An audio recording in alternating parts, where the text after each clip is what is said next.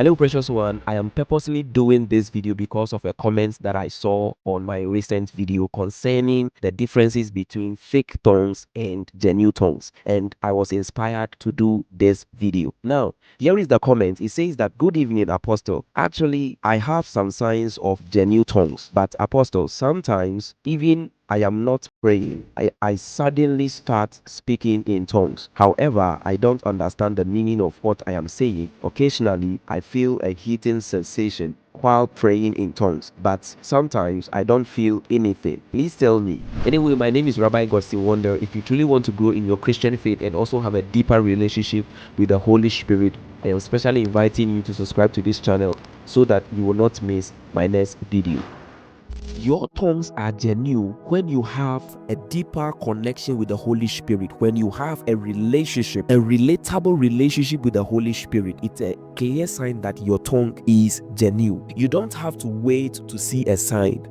You don't have to wait to see a sign, though having those signs is actually confidential. It gives you the confidence, but you don't have to wait to see those signs. If you really have a genuine relationship with the Holy Spirit, then it's a sign that you are speaking a genuine tongue. All right, because the Holy Spirit stays inside of you and the Holy Spirit inspires you to do a lot of things. Okay, so sometimes when you are just there and you are speaking in tongues, it's a sign that you are actually referring to that language of the Spirit. The day you were baptized, you were actually referring to that experience. I explained that in my previous video. I will tag that in the comment section or in the pinned comments. You are actually referring to that baptism that you have with the Holy Spirit. Because for me personally, it happens. I sometimes speak in tongues anytime because of the connection that I have with the Spirit of God. Whenever I am praying or speaking in tongues, I feel that peace, and that is a sign that I am speaking a genuine tongue. And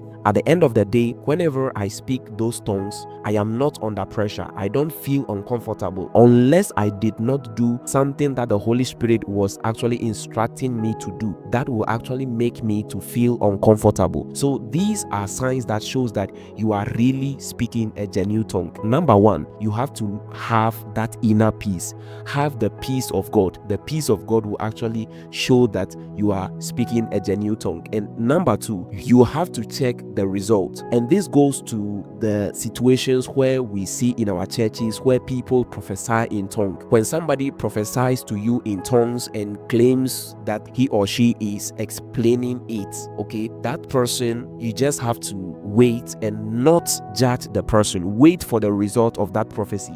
Whether that prophecy came to pass or it did not come to pass, it's a sign that that prophecy in tongues was actually fake. Okay, so you have to use the result to actually determine whether it was fake or not. And for your personal experience, you have to actually check your relationship. If you really have a genuine relationship with the Holy Spirit, that was a sign that you are speaking in tongues. Okay, when you don't see any sign that shows that you are speaking in tongues, because according to the comments that I read, the person was trying to say that he or she does not see any signs. Okay, he or she does not feel that heat sensation anymore. Please take note. Don't depend on the signs. Don't only depend on seeing a sign before you'll be able to know that you are really speaking in genuine tongues. No, since you have a relationship with the Holy Spirit, whatever that is spoken from within, it's a sign that it is from the Holy Spirit. And please take note. Please take note. You cannot be having a poor relationship or a broken relationship with the Holy Spirit and you claim that you are speaking in tongues each and every time. Okay, when you have a relationship with the Holy Spirit, you need to have this bonding. You need to have this history with the Holy Spirit. You need to have days that you talk to the Holy Spirit. You need to have,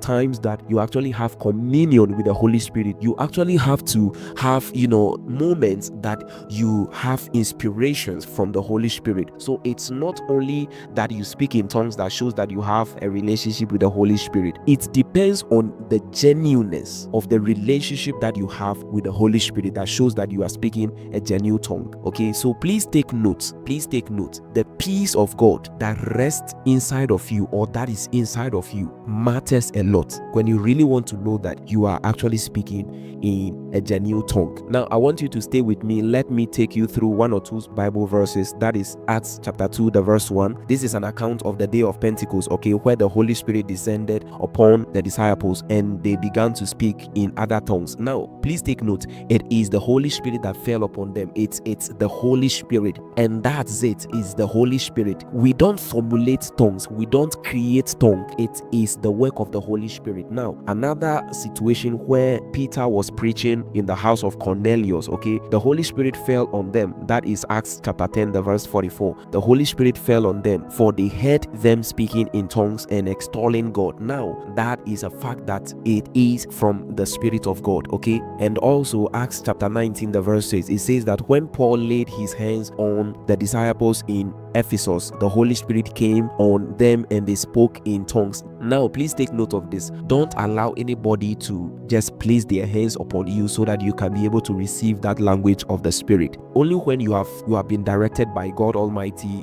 through the instructions of the Holy Spirit, and you are being led to go to a man of God or to go to this person, and you are convicted, okay, personally you are instructed to do so, that you go to the person and you ask the person that, you know what, I am not baptized by the Spirit of God, so I want you to lay your hands upon me so that I can also receive that language of the Spirit. Well, that's fine. It's based on an instruction, okay, so you can do that. But please take note that it is not everybody that can just lay his or her hands upon you so that you can speak in tongues. Now, looking at this Bible verse of 1 Corinthians chapter 14, the verse 2, for anyone who speaks in tongues does not speak to people but to God indeed. No one understands them. They utter mysteries by the Spirit. And this verse actually highlights the fact that that is a private thing, or it's a private conversation, something that nobody's supposed to understand. But you know what, I believe that whenever you are speaking in tongues, because it is a private thing, it's a relationship language that you have with God, you personally as the speaker, you are supposed to understand, because you are just hiding your prayer request in that language, okay. So whenever I am speaking in tongues, maybe I am speaking about my finances, or maybe I am speaking about spiritual warfare in my life, and I don't want people to hear, and the Spirit of God is leading me to speak in tongues, and I speak in tongues. I have the understanding that